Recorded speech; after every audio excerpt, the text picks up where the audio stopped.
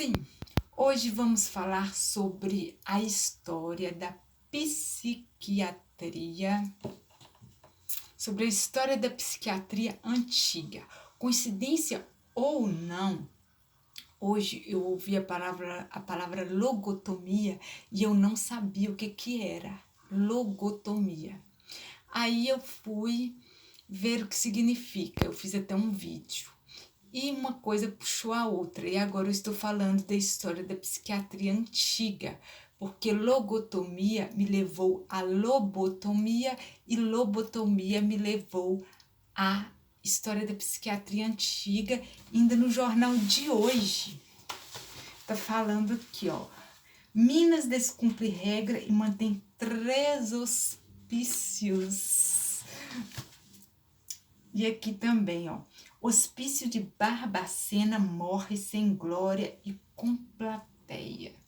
Sim, eles acabaram com os hospícios, mas o mundo virou um hospício a céu aberto. Sim, então vamos aqui sobre a história da psiquiatria antiga. A história da psiquiatria antiga é a história de como a humanidade tentou entender o sofrimento mental, emoções extremas, comportamento incomuns e consciência humana. Ela mistura medicina, religião, filosofia, cultura e poder pessoal. Antiguidade, mente como questão espiritual. Nas civilizações antigas, transtornos mentais eram frequentemente vistos como possessão espiritual, ação divina e influência demoníaca. Em lugares como Egito Antigo e Mesopotâmia, sacerdotes e curadeiros realizavam rituais, orações e ervas medicinais. Grécia Antiga, começo da visão médica. A mudança importante veio com Hipócrates. Ele propôs que doenças mentais tinham causas naturais, não demoníacas. Sim, eu gosto muito do Hipócrates, mas eu acho que doenças mentais têm causas demoníacas, sim. Pode até ter causas naturais, mas eu acredito mais que seja demoníacas, porque a pessoa começa na mente, né? Começa naturalmente na mente. A pessoa fica tipo com a mente acelerada, com os pensamentos esquisitos, e esses pensamentos atraem espíritos demoníacos e que deixa a pessoa mais louca ainda. Teoria dos rumores. Hipócrates acreditava em 4 fluidos corporais: sangue, fleuma, bile amarela, bile negra. O desequilíbrio deles causaria melancolia, mania, instabilidade emocional. Foi uma tentativa inicial de medicina psicológica. Roma Antiga. Os romanos continuaram ideias gregas. Alguns pensadores defendiam descanso, música, conversa, banhos terapêuticos. Já existiam percepções de que o ambiente afeta a mente, com certeza. Acalma a mente, a pessoa vai ter o pensamento mais tranquilo, vai ter mais controle do pensamento, e se o ambiente for harmonioso, belo, a pessoa vai ter pensamentos mais agradáveis. A Idade Média, retorno da visão religiosa. Na Europa medieval, muitos transtornos voltaram a ser vistos como possessão demoníaca, pecado e bruxaria. Pessoas com sofrimento mental às vezes eram perseguidas, isoladas e punidas. Surgimento dos asilos. A partir da Idade Média e Renascimento, Surgiram instituições para loucos, mas muitos lugares eram prisões, ambientes violentos, sem tratamento real. Exemplo famoso, Bethlehem Royal Hospital. Esse nome Bethlehem é o nome que virou sinônimo de caos. Deve ser como a clínica Pinel, tipo assim, virou sinônimo de loucura. Esse nome Bethlehem virou sinônimo de caos. Iluminismo, tratamento mais humano. No século 18 e 19, alguns médicos começaram a defender dignidade, cuidado psicológico, menos violência. Figura importante, Philippe Pinel. Ele ficou famoso por retirar correntes de pacientes psiquiátricos. Foi marco simbólico da psiquiatria humanizada. Eu não sei se é só aqui no estado de Minas Gerais, que tem uma clínica que chama Pinel, virou até um termo pejorativo. Quando a pessoa está dando chilique, dando alguma loucura, a pessoa fala, cuidado que vamos te levar para a clínica Pinel. Então, século XIX, nascimento da psiquiatria moderna. Nesse período, psiquiatria virou especialidade médica. Começaram classificações de transtornos. Também surgiram hospitais psiquiátricos maiores, estudos sobre cérebro e comportamento. Freud e a psicanálise. No final do século XIX, Sigmund Freud revolucionou o pensamento psicológico. Ele propôs inconsciente, repressão emocional, traumas psicológicos. Em vez de apenas tratar sintomas, tentava entender a mente profunda. Carl Jung e a mente simbólica.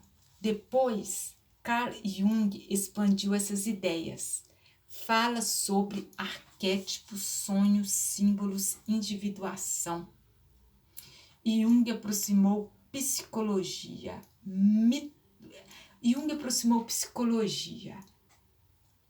A mitologia, a espiritualidade e o inconsciente coletivo. Psiquiatria e práticas controversas. Século XX também teve métodos problemáticos. Lobotomia, cirurgia cerebral agressiva. Eletrochoque antigo, inicialmente usado de forma mais dura. Internações abusivas, isolamento prolongado, perda de direitos. Isso gerou críticas profundas à psiquiatria institucional. Revolução dos medicamentos. A partir dos anos 1950, surgiram antipsicóticos e antidepressivos. Isso mudou tratamento, hospitais e controles de sintomas. Psicanálise hoje. Hoje, a psiquiatria moderna mistura neurociência, psicologia, medicamentos, terapias. Existe maior preocupação com direitos humanos, saúde emocional e tratamento humanizado. Debate atual, ainda existem discursos importantes. Até onde vai o diagnóstico? O que é normal? Quando o sofrimento vira doença? Qual o limite entre medicina e controle social? O significado psicológico e simbólico. A história da psiquiatria revela o medo humano da loucura, a tentativa de compreender a mente, o conflito entre controle e liberdade. Conclusão: a psiquiatria antiga passou por várias fases: espiritual, filosófica, médica, psicológica. ela evoluiu junto com cultura, ciência, visão da consciência humana.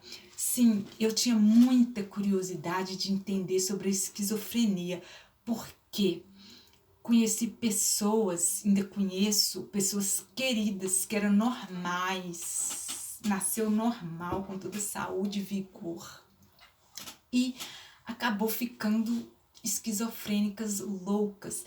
E eu ficava pensando assim, o que será que causa isso? E nisso, eu fiquei muito preocupada mesmo. O que faz? Não, e mais preocupada ainda porque as pessoas falavam que não tinha cura, né? E eu, na minha visão, eu pensava assim, gente, tudo tem cura, tudo tem jeito nesse mundo. Tudo tem jeito. Alguma coisa acontece. E nisso, eu fui estudando coisas da mente, e por fim, duas pessoas tiraram minhas dúvidas que eu entendi perfeitamente.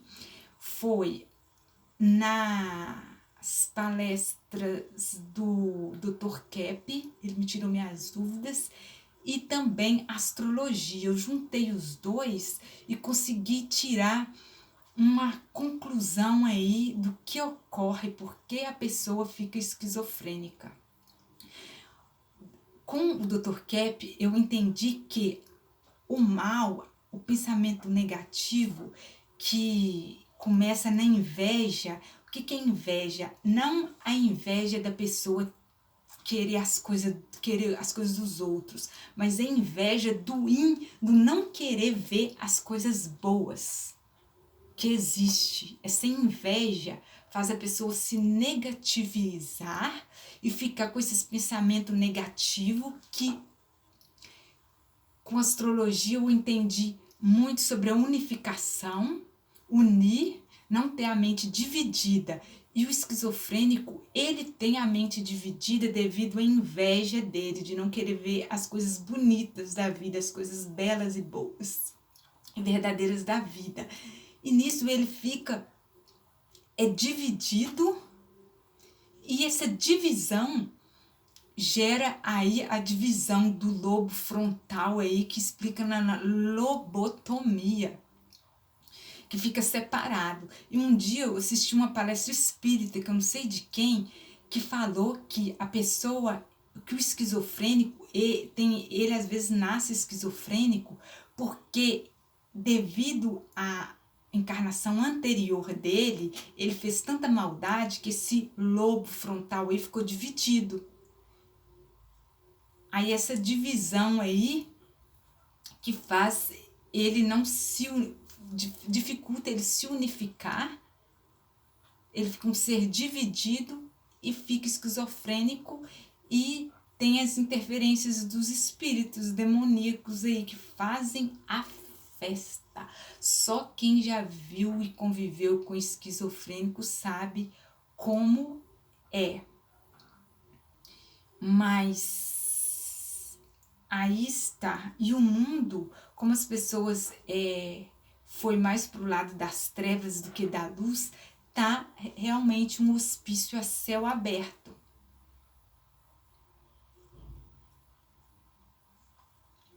Sim, uns menos que os outros, mas sim. Agora, a reflexão final. A história da psiquiatria não mostra apenas como tratamos a mente, mostra como a humanidade entende o que significa ser humano. Eu sou da política da prevenção.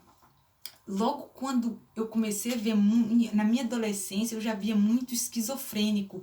E eu fiquei pensando o que causava aquilo, que é uma, tipo assim, o pouco que eu entendia, eu entendi que é uma mente perturbada que deixava a pessoa daquele jeito. Por isso que eu comecei a estudar muito a mente, cuidar dos meus pensamentos, com pensamentos bons, positivos e alegres. Eu acho que eu acho não, eu tenho certeza que a pessoa cultivar pensamentos positivos, ambientes tranquilos, coisas agradáveis, isso ajuda muito. ajuda muito. Eu sou da política da prevenção. Porque depois que a pessoa fica daquele jeito, tipo, é lógico que tem jeito, mas é mais complicado. Então, bora prevenir. Beijos.